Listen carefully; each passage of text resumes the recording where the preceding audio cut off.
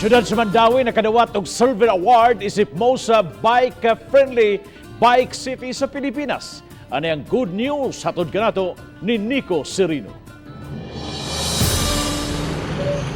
Sukad nagkapandemya nabantayan ang pagdaghan sa mga magbisikleta.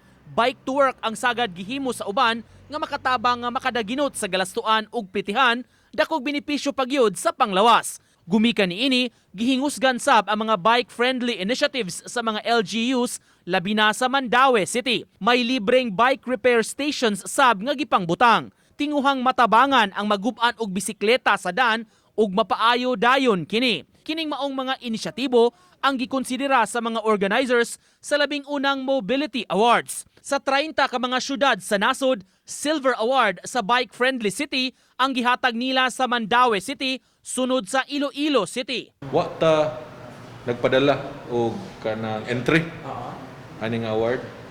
We were on na surprise at ta na somebody sent a nomination for Mandawi to be included on niya private maning awards. Sa online awarding nga gihimo kaganiha, gidawat sa mayor ang pasidungog.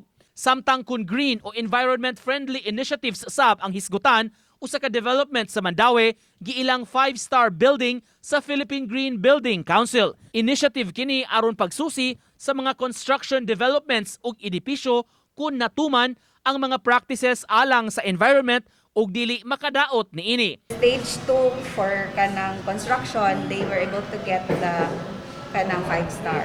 So more than the mandatory 3-star ang ilahang nakuha so far, 4 and the latest is 5. This will address ato ang climate change.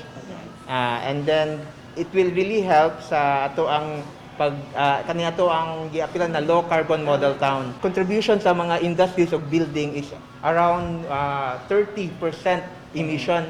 So importante kay na siya na ato nang i-consider sa atong development. Uban ni Godfrey Relien, Nico Sereno, Balitang Bisdak.